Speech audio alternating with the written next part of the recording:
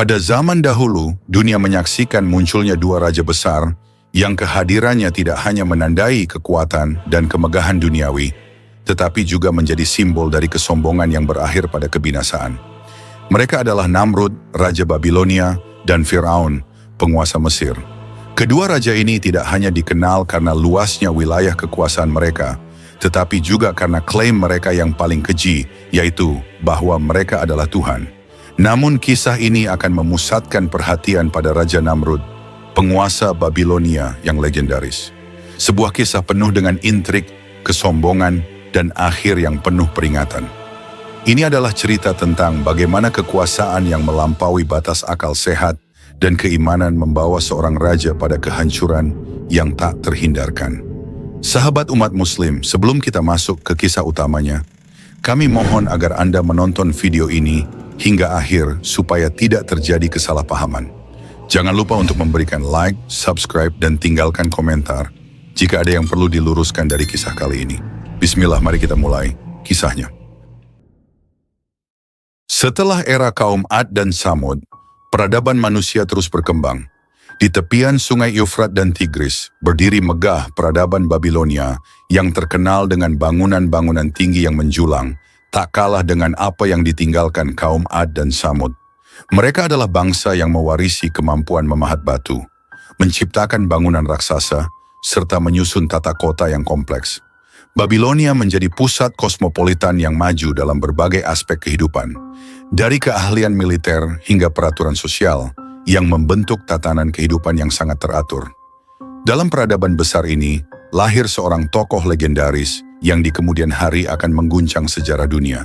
Namrud bin Kanaan bin Kush bin Shem bin Nuh. Namanya kelak dikenal sebagai penguasa pertama yang berhasil menaklukkan dunia dari ujung timur hingga barat. Seorang raja yang menyatukan bumi di bawah kekuasaannya dengan tangan besi.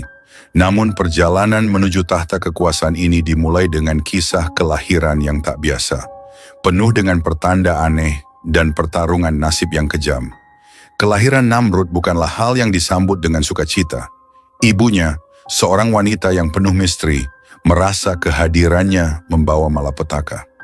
Sang suami Kanaan, seorang pemburu yang terkenal dengan kekuatannya, tidak menyambut putra yang baru lahir dengan kebanggaan, melainkan dengan ketakutan yang mendalam. Saat memandang bayi yang baru dilahirkan, dia berbisik dengan dingin kepada istrinya, "Anak ini akan membawa kejelekan, bunuh saja atau buang dia ke tanah lapang." Ibu Namrud terdiam, merasa ngeri akan perintah itu. Meski hati kecilnya terasa berat, dia tak punya pilihan. Maka di tengah malam yang dingin, di bawah bayang-bayang bulan yang pucat, wanita itu membawa bayi yang baru dilahirkannya ke padang rumput di luar desa.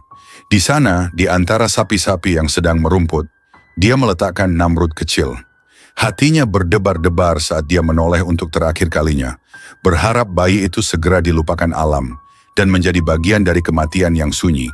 Namun alam tampaknya menolak takdir yang ingin diatur oleh manusia. Tak satu pun sapi mendekati bayi itu. Binatang-binatang tersebut justru menjauh, seolah ketakutan oleh kehadiran sosok mungil yang baru datang ke dunia. Melihat ini, wanita itu berpaling dengan perasaan yang semakin gelisah, tetapi dia melangkah menjauh, yakin bahwa keputusannya sudah final. Disinilah intervensi takdir ilahi terjadi. Namrud yang tergeletak di tanah lapang bukanlah bayi biasa. Ketika harapan untuk hidupnya tampak pupus, seekor macan tutul betina mendekat dengan penuh hati-hati. Alih-alih memangsa, macan itu berjongkok dan menyusui Namrud dengan kelembutan yang tak pernah diharapkan dari seekor binatang buas. Alam seolah-olah tunduk pada kekuatan yang lebih besar, melindungi bayi tersebut, menjadikannya satu dengan kekuatan hutan. Hari berganti, dan kabar tentang bayi yang disusui oleh macan tutul ini sampai ke telinga para penduduk desa. Mereka yang terpesona oleh kisah ajaib tersebut mendatangi tempat bayi itu ditemukan. Ketika mereka melihat dengan mata kepala sendiri, penduduk desa takjub. Di mata mereka, ini adalah tanda dari kekuatan gaib. Mereka memutuskan untuk mengambil bayi itu dan membawanya ke desa, membesarkannya dengan penuh keheranan dan rasa takut. Waktu terus berjalan, dan Namrud tumbuh menjadi seorang anak muda yang kuat, penuh semangat, tetapi juga suka memberontak. Tak ada yang bisa mengekang sifat liarnya. Sejak usia dini, ia sudah menunjukkan keahliannya memimpin dan memanipulasi orang-orang di sekitarnya. Dia menghimpun anak-anak muda lain untuk bergabung dengannya, menjadi kelompok pengacau yang seringkali membuat onar di jalanan. Keberanian dan karisma Namrud tidak hanya menarik pengikut, tetapi juga menebar ketakutan. Orang-orang dewasa di kampung mulai melihatnya bukan hanya sebagai pemimpin kelompok pengganggu, tetapi sebagai ancaman nyata yang semakin sulit dihentikan. Mereka berbicara di balik punggungnya, mengutuk namanya, tetapi tak ada yang berani menghadapi dia secara langsung.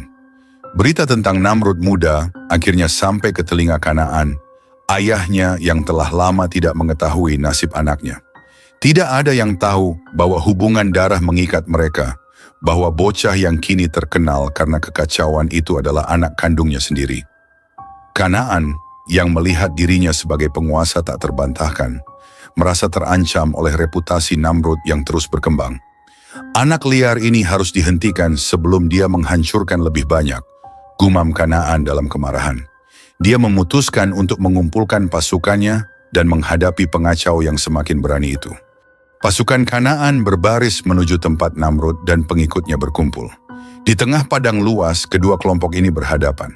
Namrud, yang belum tahu bahwa prajurit yang ia hadapi adalah ayahnya sendiri, mengangkat tangannya dengan tenang, memimpin pasukannya yang bersemangat. Ketika Kanaan melihat sosok Namrud di kejauhan, ada sesuatu yang terasa familiar. Tapi amarahnya mengaburkan pikiran. Aku akan menghancurkan dia dengan tanganku sendiri, desis Kanaan. Bentrok tak terhindarkan. Prajurit-prajurit Kanaan, meski lebih berpengalaman, mulai terdesak oleh keberanian dan keganasan kelompok Namrud.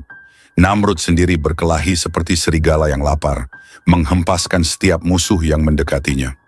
Akhirnya, kedua pemimpin ini bertemu dalam satu pertarungan yang menentukan. Keduanya bertarung dengan ganas, saling melempar serangan dengan kekuatan yang menakjubkan. Kanaan, meski lebih tua, masih sangat kuat, namun kemarahan membuat gerakannya lebih kasar dan tak teratur. Di sisi lain, Namrud yang lebih muda dan lincah, menyerang dengan ketenangan dan ketepatan. Dalam satu tebasan cepat, Namrud berhasil menebaskan pedangnya ke arah Kanaan. Suara pedang yang menembus daging terdengar mengerikan.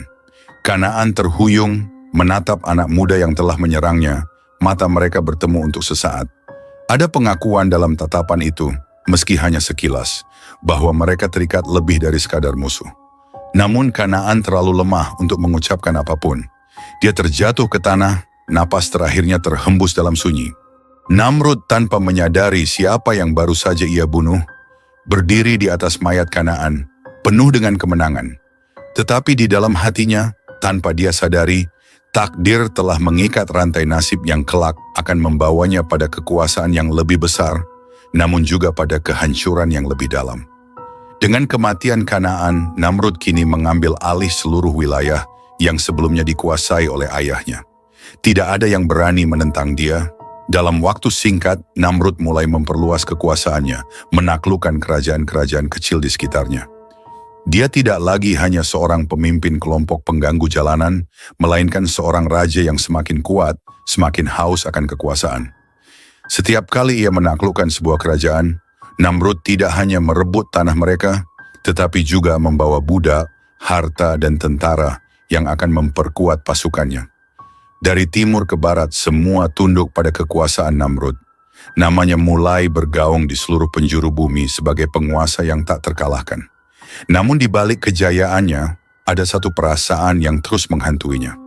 Dia selalu merasa ada sesuatu yang hilang, sesuatu yang tidak pernah bisa dia genggam, meskipun seluruh dunia berada di bawah kakinya. Perasaan itu adalah hasil dari darah yang tak sengaja ia tumpahkan darah ayahnya sendiri.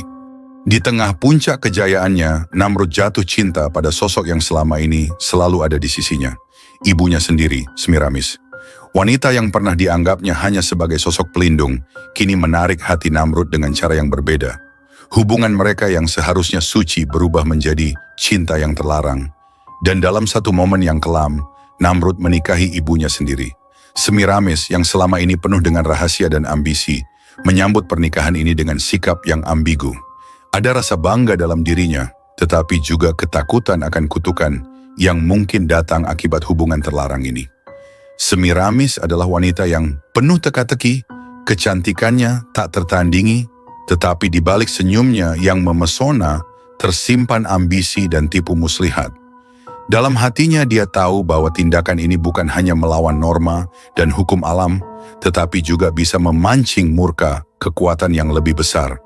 Namun di bawah kilauan tahta dan kekuasaan yang telah mereka bangun bersama, Semiramis memilih untuk mengabaikan bisikan ketakutan dalam dirinya. Namrud, yang telah lama memandang dirinya sebagai sosok yang istimewa, bahkan lebih dari sekadar manusia, semakin percaya bahwa ia adalah anak yang ditakdirkan untuk menjadi penguasa atas segalanya. Keyakinannya didorong oleh desas-desus yang selama ini beredar di kalangan rakyat, bahwa dirinya lahir dari seorang perawan dan dilindungi oleh kekuatan alam sejak bayi. Pengakuan Semiramis yang pernah mengatakan bahwa dirinya tidak pernah disentuh oleh manusia semakin memperkuat ilusi bahwa Namrud adalah anak para dewa. Bila ingin mengetahui ceritanya lebih lanjut, tolong subscribe dan like-nya.